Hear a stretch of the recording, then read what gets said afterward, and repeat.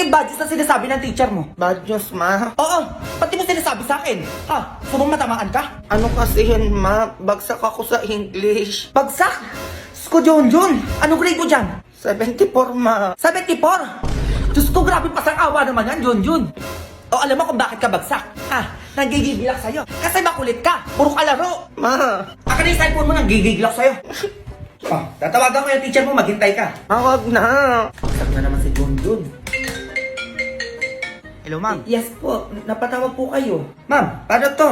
Yung anak ko kumukulit dito sa bahay. Kumukulit po? Eh, ano pong gagawin ko? Pwede pinapatawag ko kayo dito sa bahay, ma'am. Mag-uusap tayo kung bakit makulit yung anak ko.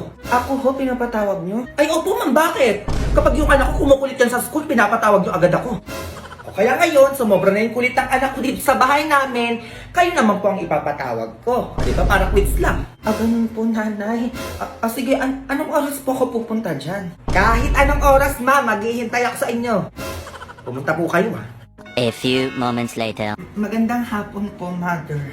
Hello, ma'am. Pasok po kayo. Ito pala yung bahay niyo, no? Oh, paano ngayon to, ma'am? Kausapin niyo yung anak ko. Junjun, huwag ka lang kasi makulit. Pwede ka lang mapatawag sa school. Ano mo pati nanay mo, pinatawag ako dito sa bahay mo. Eh kasi, ma'am, sinabi ko lang naman kay mama na bagsak ako sa English, eh. Eh, bagsak kasi, ma'am. Anong dapat gawin doon? Ay, ganito na lang po, nanay. Oo, ipapasa ko na lang po yung anak nyo. 80. 80? Ay, sorry po, 95. Baka pwede na yun. Ayan, ayan. Pwede yan. 95? Ay, patingin ako. Baka mamaya di mo nilagay. Ay, nilagay ko po. Ayan po, oh. Junjun, 95. With high honor.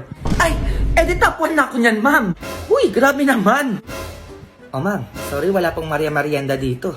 Pwede na po kayo umuwi. Ma'am, ingat po kayo.